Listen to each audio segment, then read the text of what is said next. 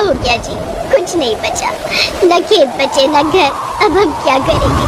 पता नहीं राधा, हमारी किस्मत में क्या लिखा है। खेत में फसल का एक दाना नहीं बचा। खेत, घर में रखी सारी उपज और बीज भी बह गए। पता नहीं अब कैसे गुजारा होगा हमारा। रामपुर गांव के हर घर की फिलहाल यही कहानी थी। 4 दिन में ऐसा लगा कि बारिश ने सब कुछ बर्बाद कर दिया। पूरे इलाके में बाढ़ आई थी। राम के खेत में खड़ी फसल भी बाढ़ में बह गई।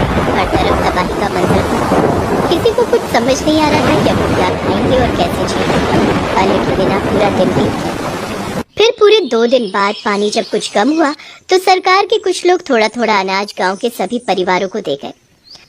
राधा ने उसी अनाज से एक पतीले में खिचड़ी बनाई और फिर जैसे ही राम और राधा उस खिचड़ी को खाने बैठे, ठीक उसी वक्त, बेटा कोई है क्या?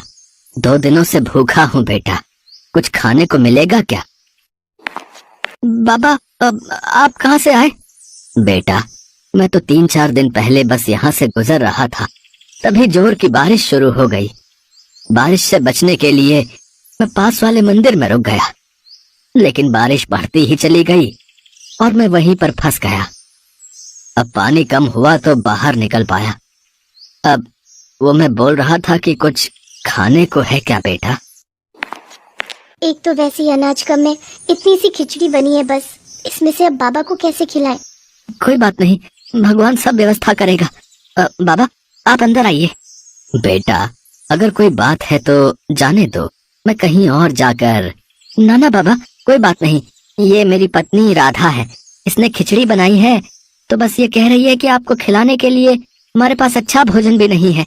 अरे कोई बात नहीं बच्चों, भूखे के लिए तो खिचड़ी भी पालक पनीर के समान है। ऐसी बात है तो आपका स्वागत है। आइए बाबा, जो हम खाएंगे वही आप भी खा लीजिए। राधा और राम के पास इतनी भी खिचड़ी नहीं थी कि वो दोनों भी पेट भरकर खा पाए। ऊपर से साधु बाबा के आने से तीनों मुश्किल से खिचड़ी के 3-4 निवाले ही खा पाए। खाना खाने के बाद राधा बर्तन धोने के लिए अंदर चली गई और राम साधु के हाथ धुलवाने के लिए पानी लेने अंदर आ गया। फिर जब राम पानी लेकर वापस आया तो साधु बाबा उसे कहीं नहीं दिखे। अरे लगता है बाबा चले गए। लेकिन वो क्या है? राम की नजर उस जगह पर थी जहाँ वो साधु बाबा कुछ देर पहले बैठकर खिचड़ी खा रहे थे। अब साधु बाबा तो वहाँ पर नहीं थे, लेकिन उनकी जगह वहाँ पर एक अंगूठी रखी हुई थी जो काफी ज्यादा चमक रही थी। राधा राधा जल्दी आओ, ये देखो वो साधु बाबा अपनी अंगूठी यहीं भूल गए। हैं? अंगूठी भूल गए? अंगूठी भला कौन भूलता है? शायद उन्होंने हाथ धोने के लिए अंगूठी निकाली हो और फिर पहनना भूल गए हो। तुम रुको, मैं देखकर आता हूँ, वो अभी ज्यादा दूर नहीं गए होंगे। राम ने साधु की तलाश में पूरा गांव छान मारा, लेकिन उससे वो साधु बाबा कहीं नजर नहीं आए। थक हार कर वो अपने घर वापस आ गया। राधा और राम ने फिर उस अंगूठी को साधु बाबा का उपहार समझकर अपने घर में भगवान की मूर्ति के सामने रख दिया। उधर बाढ़ का पानी भी अब पूरी तरह से उतर गया था, लेकिन पूरे गांव के सामने अब चुनौती ये थी कि खेतों में क्या और कैसे उगाया जाए, क्योंकि पूरे गांव में किसी के पास भी न बीज बचे थे और न ही उन्हें खरीदने के लिए पैसे। गांव में भुखमरी की नौबत आ चुकी थी। फिर एक दिन क्या हुआ, थक गए क्या? हाँ, पूरा दिन भटकता रहा, लेकिन पूरे गांव में किसी के पास एक भी बीज नहीं बचा है। सब कुछ बाढ़ में बह गया और तुम्हारे खाने के लिए भी कुछ इंतजाम नहीं हो पाया है। मुझे भूख नहीं लगी है, अब आप मेरी फिक्र मत करो। 2 दिन से कुछ नहीं खाया है तुमने और कहती हो कि भूख नहीं लगी है। हे भगवान, ये कैसे दिन देखने पड़ रहे हैं मुझे। मैं अपने पति को खिचड़ी तक बनाकर नहीं खिला सकती। खिचड़ी की बात सुनते ही राम का दिमाग ठनका और उसने तपाक से पूछा, क्या कहा तुमने राधा? यही कि अब हमारी किस्मत में खिचड़ी भी नहीं है। हाँ, मुझे अभी याद आया। याद करो, उस दिन हमारे घर एक साधु बाबा आए थे और वो अपनी अंगूठी यहीं पर छोड़ गए थे। हो सकता है कि वो हमारे हालात देखकर जानबूझकर उसे यहाँ छोड़ गए हो। जल्दी करो, वो अंगूठी लेकर आओ, हम उसे बेचकर कुछ और दिन खाना खा सकते हैं। पर वो तो बाबा की अमानत है ना? जो भी हो राधा, अपने जीते जी मैं तुम्हें भूखा नहीं देख सकता। राम के कहने पर राधा उस अंगूठी को ले आई। राम ने उस अंगूठी को ध्यान से देखा और फिर उसका चेहरा उतर गया। क्या हुआ जी? अरे राधा, ये तो पीतल की अंगूठी है, इसका क्या मोल मिलेगा? कुछ भी नहीं। राम उस अंगूठी को जमीन पर गुस्से से फेंकने ही वाला था कि तभी उसे कुछ नजर आया और फिर वो अंगूठी को ध्यान से देखने लगा। राधा देखो जरा, इस अंगूठी का नग कुछ अजीब नहीं लग रहा? हाँ जी, ये तो एक बीज जैसा लग रहा है। राधा सही थी, असल में वो एक टमाटर का बीज था जिसे राम ने बड़े ध्यान से अंगूठी से अलग किया। पर कोई अपनी अंगूठी में नख की जगह टमाटर का बीज क्यों लगाकर घूमेगा? यही तो सवाल है राधा। जरा सोचो, जब हमारे घर में कुछ खाने को नहीं था तभी एक साधु हमारे पास आते हैं और ये बीज यहाँ छोड़कर चले जाते हैं। कुछ तो बात है राधा। दोनों ने उस बीज को नमन किया और फिर पूरी श्रद्धा के साथ उसे अपने घर के एक गमले में गाड़ दिया। राधा और राम को लगा कि कुछ दिन बाद उस बीज में से टमाटर का पौधा निकल आएगा, जिनसे वो कुछ वक्त बाद कुछ और बीज बना पाएंगे। और इसी सोच के साथ वो दोनों वहां से चले गए। उन्हें इस बात का बिल्कुल अंदाजा नहीं था कि उनके साथ क्या चमत्कार होने वाला था। अगले दिन जब राम और राधा सोकर उठे तो ये देखकर चौंक गए कि जिस गमले में बस एक दिन पहले ही उन्होंने टमाटर का बीज बोया था, वहां अब एक मजबूत पौधा खड़ा था। सिर्फ इतना ही नहीं, इस पर कई सारे लाल लाल टमाटर भी उगाए थे। हे भगवान, ये कैसे संभव है? इतनी जल्दी भूल गए? ये उन साधु बाबा का चमत्कार है जी, और मेरी बनाई खिचड़ी का फल, जो इतने सारे टमाटरों के रूप में हमारे सामने है। उस पौधे को साधु बाबा का आशीर्वाद और भगवान का चमत्कार मानकर राम और राधा ने अपने हाथ जोड़ लिए। राम ने उस पौधे से निकले टमाटरों से एक टमाटर तोड़ा और उसमें से ढेर सारे बीज निकालकर अपने खेत में बो दिए, जबकि राधा ने बाकी टमाटरों की बढ़िया चटनी बनाई। कई दिन बाद दोनों पति पत्नी ने खुशी खुशी और भरपेट खाना खाया। अब दोनों को अगले दिन का इंतजार था और जैसे ही सुबह हुई वो दोनों भागकर अपने खेत में गए। वहां उन्होंने देखा कि पूरा का पूरा खेत टमाटरों से भरा पड़ा था। इतने सारे टमाटर देखकर दोनों खुशी से उछल पड़े। तभी वहां गांव के सरपंच आ गए। अरे भाई राम, अरे ये चमत्कार कैसे हुआ भाई? कल तक तो तुम्हारा खेत भी हम सबके खेतों की तरह ही वीरान पड़ा था, फिर ये टमाटर की फसल एक ही दिन में कैसे उग गए भाई? ये जादुई टमाटर है सरपंच जी। अब आप बिल्कुल चिंता मत करिए, अब हमारे गांव में कोई भी भूखा नहीं रहेगा। सचमुच? पर पहले बताओ तो सही, ये चमत्कार आखिर हुआ कैसे? राम ने गांव के सरपंच को कुछ नहीं बताया, बस मुस्कुराकर अपने खेत की तरफ बढ़ गए। उसने अपने खेत के लाल लाल जादुई टमाटर पूरे गांव में बांटे और सभी ने उन टमाटरों के बीजों को अपने अपने खेतों में बोया। कुछ ही दिनों में गांव का हर खेत लाल जादुई टमाटरों से अटा पड़ा था। अब तो ट्रक के ट्रक गांव आते और यहाँ के खास टमाटरों के बदले गांव के किसानों को बढ़िया दाम देकर जाते।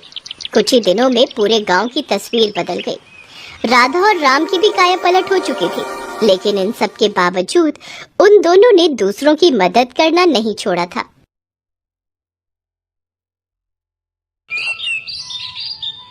ये कहानी है मीरा की, जो माता रानी की परम भक्त थी। बचपन से ही उसका कोई भी दिन माता रानी की पूजा के बिना शुरू नहीं होता था, और अब शादी के बाद भी चाहे उसकी दुनिया पूरी तरह बदल गई थी, लेकिन माता रानी के प्रति उसकी श्रद्धा में कोई बदलाव नहीं आया था। जय अम्बे गौरी मैया, जय श्यामा गौरी, तुमको निस दिन ध्यावत, मैया जी को निस दिन ध्यावत, शिव ब्रह्मा ओम जय अम्बे गौरी। मीरा, ओ मीरा, मुझे खेत जाना है, जल्दी से कुछ खाने को दे दो। मीरा ने माता रानी की आरती को छोड़कर अपने पति की बात का कोई जवाब नहीं दिया। तभी उसके दोनों बच्चे पिंकी और मोनू वहां आ गए और अपने पिता कन्हैया से बोले, बाबा स्कूल जाना है, अगर देर हुई तो मास्टर जी बहुत डांटेंगे। आप माँ को बोलो ना हम दोनों के लिए खाने का डब्बा देने को। मैं क्या बोलूं बेटा, देख तो रहे हो तुम्हारी माँ का ये पूजा पाठ जब तक खत्म नहीं होता तब तक तो वो ना तो किसी की बात सुनेगी और ना ही अपनी जगह से हिलेगी। लगता है आज हम सबको भूखा ही जाना पड़ेगा। इतना कहकर कन्हैया दोनों बच्चों के साथ घर से बाहर जाने लगा, लेकिन उससे पहले ही मीरा ने आवाज दी, अरे रुक जाओ जी, इतना भड़कने से पहले जरा अंदर कमरे में जाकर देख तो लेते, खाना बनाकर कब का रख दिया है मैंने। और तुम दोनों, तुमसे कहा था ना कि खाने का डिब्बा तुम दोनों के बस्तों में मिलेगा, सुनते नहीं हो एक बार में। बस करो मीरा, बच्चे ही तो हैं, नहीं ध्यान दिया होगा। हाँ ये बच्चे हैं और आप 60 साल के बूढ़े, सब कुछ हाथ में चाहिए। अब चलिए, माता रानी की आरती तो छुड़वाई दी बीच में, अब चलकर खाना खा लीजिए, भूखे पेट तो नहीं जाने दूंगी घर से बाहर। और तुम दोनों नाश्ता करके फौरन स्कूल जाओ, वरना मास्टर जी से पहले मैं तुम दोनों की पिटाई कर दूंगी। मीरा गुस्से में थी क्योंकि उसे माता रानी की आरती बीच में ही छोड़नी पड़ी थी। वो सब कुछ बर्दाश्त कर सकती थी, लेकिन माता रानी की पूजा में विघ्न उससे बर्दाश्त नहीं होता था। कन्हैया और बच्चों को भेजने के बाद मीरा ने तसल्ली से माता रानी की पूजा और आरती की और फिर घर के बाकी कामों में लग गई। तभी अचानक घर के दरवाजे पर किसी ने दस्तक दी। अरे राजेश्वर भैया, पिंकी के बाबा तो खेत गए हैं। हाँ भाभी, मैं खेत से ही आ रहा हूँ। वो कन्हैया, उसे सांप ने काट लिया भाभी। पता नहीं कहाँ से आ गया खेत में, एकदम काला और बड़ा सांप था। ये क्या कह रहे हो भैया? पिंकी के बाबा ठीक तो है? कहाँ है वो? सब लोग उसे अस्पताल लेकर गए हैं और मैं आपको खबर करने चला आया। आप जल्दी से मेरे साथ चलो। मीरा ने फौरन जाकर माता रानी के सामने से चरणामृत उठाया और भागी भागी अस्पताल पहुंची। लेकिन तब तक बहुत देर हो चुकी थी।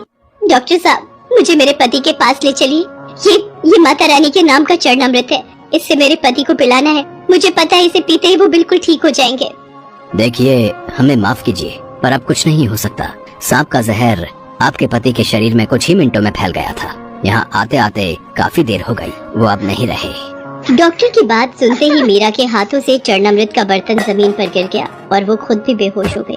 मीरा ने कभी सपने में भी नहीं सोचा था कि कन्हैया इस तरह उसका साथ छोड़कर चला जाएगा, पर मीरा अब कुछ नहीं कर सकती थी। उसे अपने दोनों बच्चों की खातिर खुद के अलावा हालात को भी संभालना था।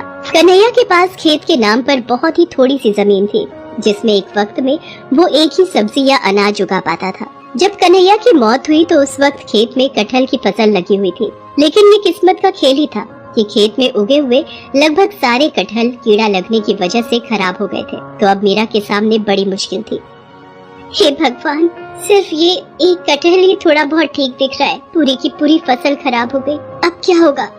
मीरा उदास मन से उस कटहल को लेकर घर पहुंची। उसके मन में यही उधेड़-बुन थी कि वो अब खेत में क्या बोएगी और बीज खरीदने के लिए उसके पास पैसे कहां से आएंगे। इसी बीच उसकी नजर अपने पूजा घर पर पड़ी, जहां माता रानी के सामने भोग का बर्तन बिल्कुल खाली था। हे माता रानी, ये मुझसे कैसा पाप हो गया? जल्दी खेत जाने के चक्कर में माता रानी को भोग लगाना ही भूल गई। माफ करना माँ, मैं अभी भोग के लिए कुछ बना कर लाती हूँ। मीरा फौरन रसोई में गई, लेकिन राशन के सारे डिब्बे पूरी तरह से खाली हो चुके थे। कन्हैया के जाने के बाद से ही हालात खराब होते चले गए। घर का सारा राशन खत्म हो चुका था, तो अब ना तो मीरा और उसके बच्चों के लिए कुछ खाने को था और ना ही माता रानी का भोग बनाने के लिए, सिवाय उस एक कटहल के जो मीरा अपने खेत से लेकर आई थी। हे माता रानी, मुझे भागन को माफ करना। सिवाय इस एक कटहल के मेरे पास और कुछ भी नहीं है जिससे मैं आपको भोग लगा सकूं। मुझ गरीब पर दया करो माँ और इस भोग को स्वीकार करो। मीरा ने रोते हुए उस कटहल को माता रानी के सामने रख दिया और फिर पूरी श्रद्धा के साथ माता रानी की पूजा की। दोनों बच्चे भी उसके साथ माता रानी के सामने हाथ जोड़े बैठे रहे। फिर माता रानी की आरती के बाद, माँ, अब तो आरती हो गई ना, मुझे माता रानी का प्रसाद दो ना जल्दी से, बहुत भूख लगी है, सुबह से कुछ भी नहीं खाया। नन्हे से मोनू की बात सुनकर मीरा को और भी रोना आ गया। उसे समझ नहीं आ रहा था कि आखिर वो उस कच्चे कटहल को बिना पकाए अपने बच्चों को कैसे खिलाए, लेकिन फिर भी उसने कटहल को माथे से लगाया और उसे काटने लगी। हे माता रानी, काश ये कटहल थोड़ा बहुत पक गया हो ताकि मेरे बच्चे कुछ तो खा सके। इसी उम्मीद के साथ मीरा ने पूरा कटहल काट दिया और ऐसा करते ही उसकी आंखें चमक उठी। हालांकि वो कटहल खाने लायक तो नहीं था, लेकिन फिर भी उसके अंदर कुछ ऐसा था जो बहुत ही अनोखा था। माँ, इस कटहल के बीज इतने क्यों चमक रहे हैं? क्योंकि ये बीज सोने के हैं पिंकी, ये जरूर माता रानी का चमत्कार है। मीरा ने माता रानी के सामने सिर झुकाया और फिर तुरंत ही उस कटहल से सारे बीज बाहर निकाल लिए। वो सारे के सारे बीज खालिद सोने के थे। मीरा ने उनमें से एक बीज गांव के सुनार के पास जाकर बेच दिया। उस बीज के बदले मीरा को काफी सारे पैसे मिल गए, जिससे सबसे पहले मीरा ने बच्चों को पेट भर खाना खिलाया और फिर घर के लिए काफी सारा राशन भी खरीद लिया। माँ, माता रानी ने सब ठीक कर दिया ना? अब तो हमारे पास इतने ही सारे सोने के बीज हैं, तो हमें कभी कोई परेशानी नहीं होगी। अब तो हम बिना कुछ किए ही हमेशा खाना खा सकते हैं, है ना? नहीं बेटा, भले ही माता रानी का आशीर्वाद हमारे साथ है, पर हमें मेहनत का साथ नहीं छोड़ना चाहिए। मीरा जानती थी कि उसे उन सोने के बीजों का क्या करना है। उसने अगले ही दिन जाकर सबसे पहले अपना पूरा खेत साफ किया और फिर वो सारे सोने के बीज उस खेत की मिट्टी में बो दिए और देखते ही देखते कुछ ही दिनों में वहाँ कटहल के नए पेड़ उगाए। मीरा ने उन सभी पेड़ों का बहुत अच्छे से ख्याल रखा और फिर कुछ ही दिनों बाद उन सभी पेड़ों पर काफी बड़े बड़े कटहल भी उगने लगे। पिंकी, ले बेटा, फिलहाल ये कटहल खाने लायक हो गया है, इसे अलग ले जाकर रख दे, शाम को घर ले जाएंगे। माँ, एक बात तो बताओ, ये सारे पेड़ तो उन्हीं सोने के बीजों से उगे हैं ना, तो क्या इन सारे कटहलों में भी सोने के बीज निकलेंगे? हाँ बेटा, माता रानी का आशीर्वाद रहा तो ऐसा जरूर हो सकता है। मीरा की बात सुनकर पिंकी बहुत खुश हो गई, लेकिन पास ही खड़े गांव के मुखिया के कान एकदम से खड़े हो गए। अच्छा तो ये बात है, तभी मैं सोचूं कि ये कन्हैया की लुगाई के पास खेती करने के पैसे आए कहाँ से। जरूर ये कोई जादू का चक्कर है, लेकिन जो भी हो बात सोने की है तो मुझे कुछ तो करना ही पड़ेगा। मुखिया एक नंबर का लालची आदमी था। वो सारा दिन मीरा के खेत के आसपास ही मंडराता रहा और फिर शाम के वक्त जैसे ही मीरा खेत से घर गई तो मुखिया ने अपने कुछ आदमियों के साथ मिलकर मीरा के खेत से सारे कटहल चुरा लिए और उन सबको अपने घर लेकर आ गया। मुखिया ने अपने घर के सभी सदस्यों को उन कटहलों को काटने में लगा दिया, लेकिन उनमें से एक भी कटहल में सोने का नामो निशान नहीं था। दूसरी तरफ मीरा जो एक कटहल अपने घर लेकर गई थी, उसे उसने पहले की तरह ही सबसे पहले माता रानी को भोग लगाया और फिर पिंकी ने उसे काटा। माँ देखो देखो माँ, इस कटहल में भी सोने के बीज है। पिंकी की बात एकदम सही थी। एक ही खेत से निकले कटहलों में आया ये अंतर कुछ और नहीं बल्कि इंसान की अलग अलग फितरत का नतीजा था। मुखिया लालची था, उसे किसी तरह बस सोना चाहिए था, इसीलिए उसे कुछ नहीं मिला। जबकि मीरा मेहनती होने के साथ साथ माता रानी की भक्त भी थी।